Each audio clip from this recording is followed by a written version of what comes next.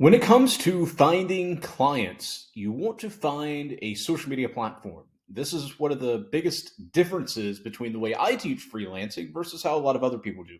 They tell you to go make a profile on Fiverr, make a profile on Upwork, and basically just struggle to find clients. You have to compete with people that are willing to do way more work for way less money. And for me, I don't want to have to be sitting here working in a regular job. I want to be able to come in, get my work done, and then go travel the world and enjoy my life. So I don't want to be having to chase people and do all this other stuff. So the way I solved that was by leveraging social media to both show my credibility. So, as an example, showing portfolios of what I was doing. For me specifically, that was email copywriting. If you are a video editor, you're going to be showing examples of videos you've done for other people. And let's say that you are one of those people where you haven't found a client yet, and you're a video editor. Well, find some other people's videos and just edit them. It's really that easy. You don't have to make your own videos, just take other people's videos, edit them, and you could use that as proof. Just make it clear that this is an example of what I can do. And then from there, if let's say you're a web designer, make some websites, like redesign some websites of other people's and use that as an example. It's really that easy. So you can use social media to broadcast proof of concept. That is what most people are lacking in the freelancing world is they don't have the proof of concept. You're just talk.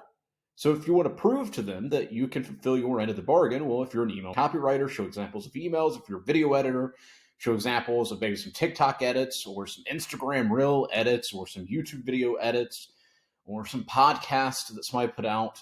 If you're a voiceover artist, make sure that you do some voiceover work.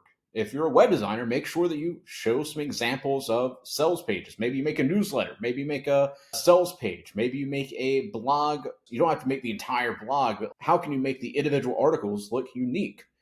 And just put together your own portfolio, and that's what you're going to put out on social media. And after that, we'll get into exactly how to create content as a freelancer. We'll expand on that in the next couple modules. After that, it really comes down to finding the best platform for you. As an example, if you're somebody such as myself where you like writing, and also I do put out some video content as well, but if you're one of those that likes to tweet, write, that type of stuff, then obviously Twitter is going to be your focus. Twitter is really for the person who, once again, they enjoy writing. You could also put graphics as well. So you could use a screenshot of some work that you've done or link them to some work that you've done. And the reason I specifically like Twitter is it's one of the best networking platforms I've found. It's even better than LinkedIn, in my opinion. I'm very biased because I built up a decent following on Twitter, but you can use Twitter to connect with other people, ideally, that are clients that you can work with. So you could find people that are already building some kind of brand online and you can come in and offer your service to them. So if you're a video editor, let's say that you find some Twitter account, but they don't really have good Instagram reels or YouTube reels or even Twitter videos. You can come in and now offer your service to them. If you are an email copywriter, you can join some people's email list, just clicking the link in their bio and see how you can prove it. And then boom, reach out to them. Is this making sense? Okay, good. So that's the benefit of Twitter. When it comes to Instagram, basically the same thing as Twitter as far as the approach that I'm going to be teaching you guys. But you can find people on Instagram simply typing in the search bar up here, hashtag, let's say you're going after the fitness niche. If I was going after the fitness niche, and I've done this in the past on Instagram, I type in hashtag fitness. And then once you find some accounts like that, boom, put them over there. And we'll talk about the specifics of finding people in a later module. But I want to go ahead and get you understanding this. Or you can type in hashtag calisthenics, hashtag weightlifting. And from there, I'm going to show you how to filter through the right types of people because there's a lot of nonsense on Instagram. So to save your time, I'm going to show you how to actually go about filtering that in a later module. But Instagram is better for the person that's more video or photo focused.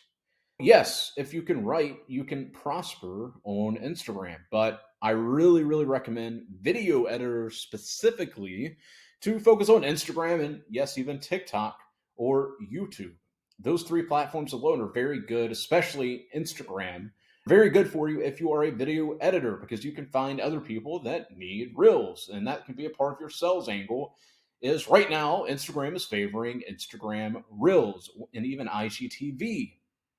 So you can come in and offer your services to those people on Instagram to do their video edits.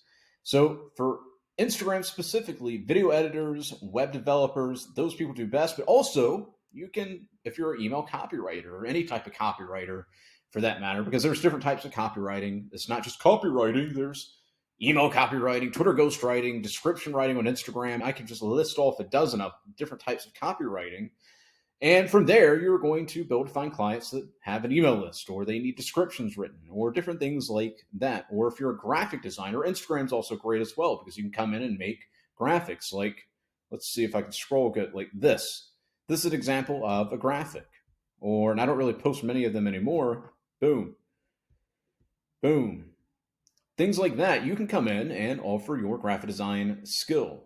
And then LinkedIn. Let's talk about LinkedIn because this is a question I get asked all the time. My personal opinion on LinkedIn is I haven't enjoyed using it too much. However, because a lot of you have been asking, I'm going to begin using LinkedIn properly again because I used it back in the day. I just found more success on Twitter and Instagram, but LinkedIn is great if you are looking to reach out to actual businesses. When I say actual businesses, I'm not saying that personal brands aren't an actual business. They are, but example, local offline businesses. There's some online businesses on LinkedIn as well, but specifically, a lot of the time it's offline businesses that you're going to find success with. Caveat, if you want to target fitness people, it's not the best on LinkedIn. But with LinkedIn, you're going to be posting a mixture of video content. You're going to be posting a mixture of written content. And as you can see over here, I left my messages up so you guys could see it.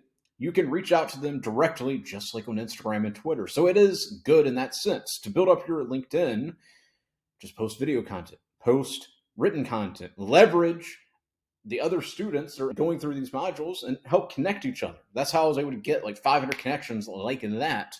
Was just reaching out to friends of mine and they connected, and you go through and you connect with other people. You share your portfolio as far as like what work you've done, what qualifications you've got. And that's really it. There are other ways to go about finding clients, but the key point that I'm going to be teaching you is how to actually go about leveraging social media because you have direct access to potential clients. But we'll get into that in the next couple modules. See you soon.